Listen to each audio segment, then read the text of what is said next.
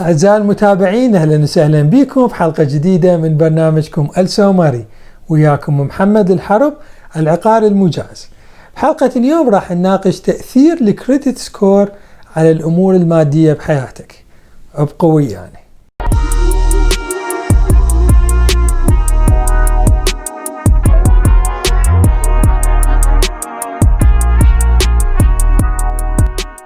مثل ما ذكرنا بالحلقات السابقة، الكريدت سكور احنا نحب نترجمه ونقول هو عامل الثقة بينك وبين المصارف او اللندنج انستتيوشنز. طبعا الكريدت سكور تدخل بهواي امور بحياتك قد تكون انت ما تعرف بيها. مثلا من تقدم على كار انشورنس، انت اشتريت سيارة وتريد تقدم على كار انشورنس او تريد تغير الانشورنس من هاي الشركة لشركة جديدة ينطونك ريت احسن، أول شغلة شركة الانشورنس راح تشيكها هي الكريدت سكور مالتك. من تريد تقدم على بيت تأجره، تريد تأجر بيت، من الشغلات اللي راح يسوونها أول شغلة راح يسوونها هم يسحبون الكريدت سكور مالتك ويشوفون الكريدت ريبورت. وطبعا إذا تريد تشتري سيارة أو تريد تشتري بيت وتاخذ أي نوع من القروض من البنك، أول شغلة راح يشيكونها هي الكريدت سكور مالتك ويشوفون الكريدت ريبورت مالتك. وكمثال على أهمية الكريدت سكور، خلينا نتخيل هذا السيناريو. خلينا نفرض أنه أكو اثنين يشتغلون بنفس المكتب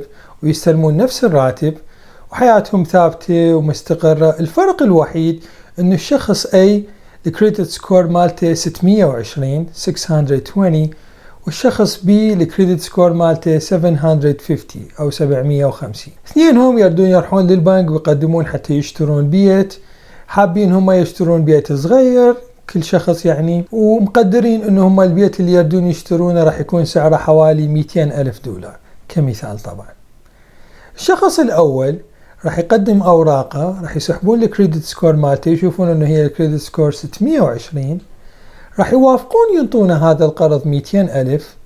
المونثلي بيمنت مالته راح يصير 1115 دولار. بينما الشخص الثاني اللي هو الكريدت سكور مالته 750 راح يقدم ياخذ قرض 200 ألف. بسبب ان الكريدت سكور مالته عالية، المونثلي بيمنت مالته راح يكون 900 دولار. يعني اثنينهم يشتغلون نفس الشغل، يستلمون نفس الراتب، راح يشترون نفس البيت، هذا 200 ألف هذا 200 ألف. الفرق الوحيد هو الكريدت سكور، الشخص الأول 620، الشخص الثاني 750. وهاي راح تنعكس على الأقساط الشهرية أو المونثلي بيمنت اللي يدفعها للبنك. الشخص الأول راح يدفع لأن الكريدت سكور مالته قليلة 1015 دولار، والشخص الثاني راح يدفع 900 دولار. يعني هاي فرق 115 دولار كل شهر راح يدفعها الشخص الأول أعلى من الشخص الثاني. يعني بنهاية السنة تقريبا راح تكون حوالي 1400 دولار فرق بين الشخص الأول والشخص الثاني، وهم اثنينهم يشتغلون نفس الشغلة وساكنين تقريبا بنفس البيت. شكرا جزيلا للمتابعة. إذا عجبتكم الحلقة رجاء شاركوها ويا أصدقائكم، وإذا عندكم أي سؤال أو تحبون تعرفون تفاصيل أكثر عن الموضوع تقدرون تراسلونا على صفحتنا. بالحلقة الجاية راح نناقش شلون تحسن الكريدت سكور. انتظرونا.